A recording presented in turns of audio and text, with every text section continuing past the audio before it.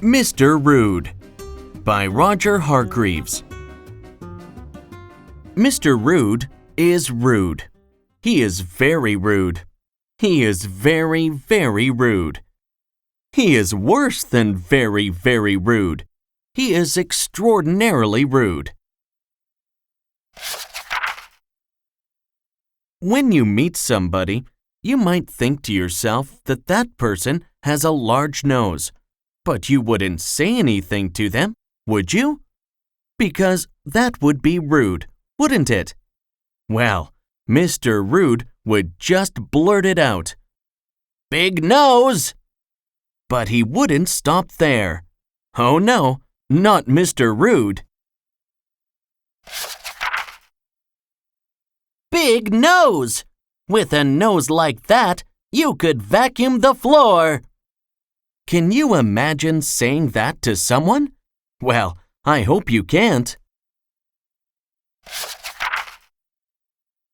And he was the same with everyone. If he met someone overweight, he would shout, "Fatty, you're supposed to take the food out of the fridge, not eat the fridge as well."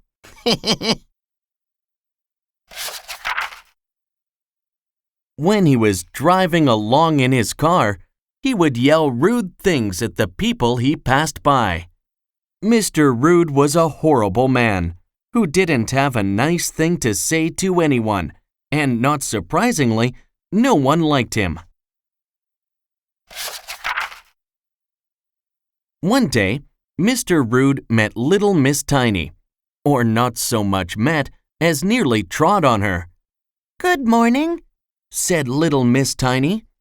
"Look at the size of you!" exclaimed Mr. Rude. "Squirt! You're so tiny, I could squash you under my thumb." Poor little Miss Tiny burst into tears and ran home. Behind a tree on the other side of the lane, Mr. Happy looked anything but happy. He had heard everything. The next morning, Mr. Happy was outside Mr. Rude's house, suitcase in hand. Mr. Happy knocked on Mr. Rude's front door. "Go away!" shouted Mr. Rude. Mr. Happy knocked again. Mr. Rude opened the door. "Can't you read?" said Mr. Rude, pointing to his doormat. Mr. Rude's doormat did not say welcome like everyone else's doormat. Mr. Rude had crossed out welcome and then, in large black letters, had written "Go away" underneath. Mr. Happy smiled, barged past Mr. Rude, and went into the living room. "Get out!"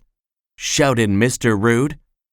Mr. Happy smiled an even larger smile and sat down in the armchair.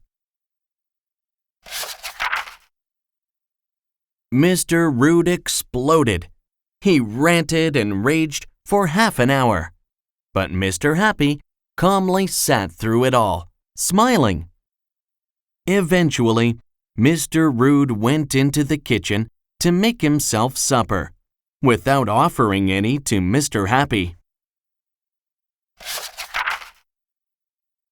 After his supper, Mr. Rude ranted and raged for a full hour, but whatever Mr. Rude called him, Mr. Happy took no notice.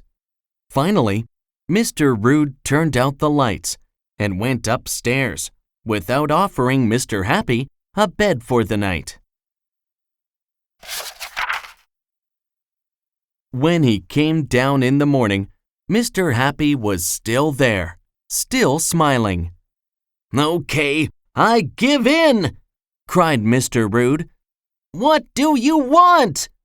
"Breakfast would be nice," said Mr. Happy. "Please?" Mr. Rude made breakfast for him.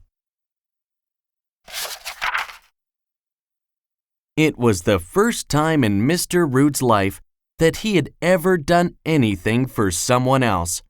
In fact, It was the first time he had ever asked anybody what they wanted.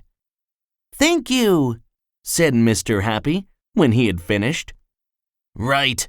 You can go now," demanded Mr. Rude. But Mr. Happy did not budge. Mr. Rude ranted and raged and ranted. But he ended up making lunch for Mr. Happy and supper. He even offered Mr. Happy a bed that night. Mr. Happy stayed for a fortnight. Slowly, the ranting and raging became less and less. Mr. Rude discovered he had something that he had never known he possessed.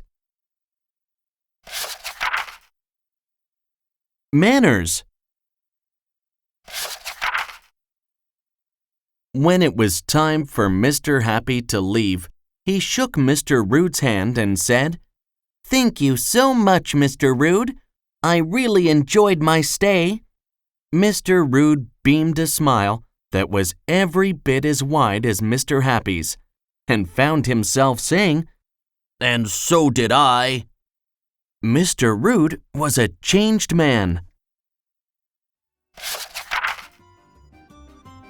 "Burp?"